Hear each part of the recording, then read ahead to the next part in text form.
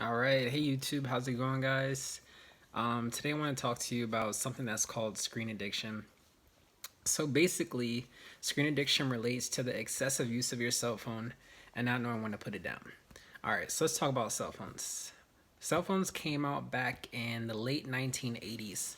Now, if you think about the evolution of a cell phone from way back then to today, it's amazing. I remember one of my teachers had brought in one of their vintage cell phones, and it almost looked like a giant box. And then within that box, they unfolded it and it had all these cords in it, and they had to hook it up and connect it. And it's like you had to literally carry around an old suitcase to get around your cell phone. So then we start progressing. We go into the 90s, right? So then in the 90s, you have this giant phone that looks like an old fashioned 1970s remote control. It's super thick, no aerodynamics, and it's like you're literally holding a block as you're talking on the phone, a brick. So you have those, and then you start moving into it almost looked like a small kind of a square. Those cell phones that was in the late 90s, and those kind of had the layout with the buttons and then the end and the cell call, and then you started coming out with pagers for having people paging you, and then you progress on to the flip phones. So I know you guys remember Nokia, Nextel, Motorola, all that stuff. And then later on, I would say the mid 2000s, like 2004, 2005, you start getting into texting. So texting starts to become a big thing. And the technology was moving really slowly. And I would say maybe at about 2007, 2008, when the iPhone started to come out and become big, that's when things just shifted. So then you had applications, you had weather apps, you had more intense games, you had the Facebook app, you had all these new things, and a cell phone became something different rather than just calling someone, and it actually became a form of entertainment. Cell phone became television. Cell phone became a way to, if you wanted to webcam, you need a webcam on your computer anymore. Your cell phone became a way to check on people. You keep up with them. You could also research things. You could do online shopping. I mean, literally, it's like having a laptop in your hands. So we look at the progression of technology from when the cell phone first came out to where it is now, and it's literally day and night. What I do find interesting is I think about the age when I first got a cell phone. I received a cell phone at the age of 13, and I had my cell phone for safety. Now, of course, I was hitting up my friends. I feel like we all were. If we had cell phones back then at a young age, we were like hitting up our friends. We're like, hey, text me, call me. But the thing is, even though I had a cell phone, I had minutes. So I had to be wise with what I did with my cell phone. I couldn't go buck wild calling people, texting people. I had an allowance and I had to be wise with it. If it went out, my parents were like, okay, that's it. There's nothing you can do. You're the one that used all your minutes. So thinking about that and thinking about too right now, I'm literally recording with the iPhone 7 in my hand. And I remember when I had my first iPhone, I had an iPhone 4 at the age of 16, saved up for it, got it for my birthday. I was psyched because I went from a Blackberry to an iPhone.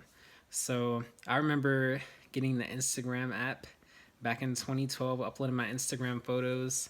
And everyone was like, yo, follow me on Instagram, add me on Instagram. And I'm like, all right, so Instagram. Then from Instagram, I went on to Snapchat, had my Snapchat in 2013, still have Snapchat till this day. And the cell phone has become something that is a huge advantage. I mean, literally, it's like having entertainment and also having knowledge at your fingertips. You can do so many things and have so many uses with the cell phone. But there's a flip side to that. Talking about the flip side goes into communication, it goes into social skills. I'm pretty sure a lot of you have met people and they're not able to have a conversation with you, or they can't communicate, or if you're like, hey, they're looking at you like, why are you saying hi to me, right? But they're buried into that cell phone. And I've hung out with friends before where I haven't seen them in ages, and they're like yo, we gotta hang out, and I'm like okay, and they take out their phone while we're hanging out. For me, if I'm at the dinner table, if I'm hanging out with my friends, I don't take out my phone because our time is important. We're spending time together. I'm focused on you, not my cell phone. I can pull out my cell phone at any time. So I've seen that before, and it's just like okay, I just kind of give them a look or I stop talking.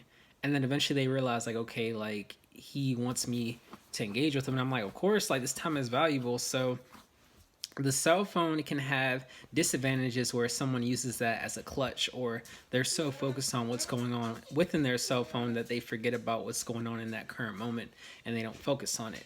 Keyword, key thing, there's a time and a place to have your cell phone out.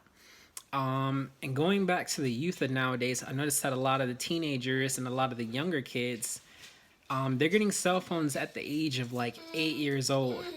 Bernie, you already went out. You're good. This is my dog, Bernie, and he loves to be cuddled. Say what's up to YouTube. Say hey. All right. But anyways, a lot of kids are getting cell phones at a young age, and it's just like they're growing up with it and they're using the cell phones as social clutches. And when I say a social clutch, I mean that they're not comfortable with having a conversation in person, but they're comfortable with communicating over the cell phone. And it's almost this masked person, it's this disguise, because they're confident over the phone and behind the screen, but if you get them in person, they can't have an average conversation. And it is the craziest thing. And that's not only seen in youth and kids, you see it in adults as well. I remember I had a roommate when I was doing volunteering, and basically all I remember was I messaged her over Facebook. I'm like, hey, what's up? Like, we're going to be roommates. You're going to be living with me. And we're in the same apartment. She was in another room. And she's like, all right. And she's like, tell me about yourself and all this.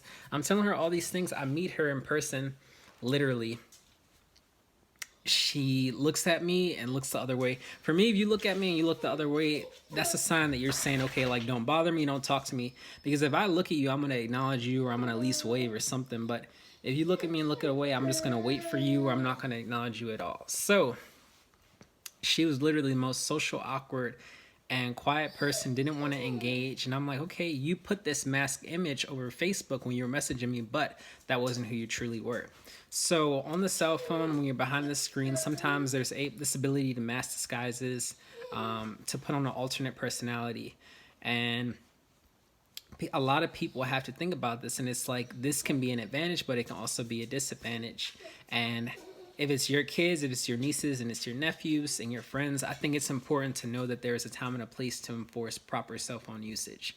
And I also think that this should be taught in schools, that when you have technology that's rising, and knowing the appropriate time to use it, and when it's inappropriate, knowing how far to go with it, and having it so that it's not able to destroy, the normal things during life. Like, a lot of kids don't play outside anymore. They don't go on swings.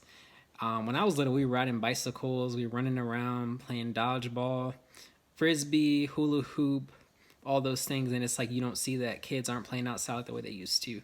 They're focused on their iPad. They're focused on their cell phone if they have it. So the moral of this video is to know that there is a time and a place when to use the cell phone. To know that cell phones are amazing. They can do amazing things, but they can also be a disadvantage. And to be aware of that, to be aware of being in the moment, focusing on your family and friends if they're there, and putting the cell phone aside. It's going to be there at all times. So, all right, guys, I hope you like this video. Please like and subscribe. Peace.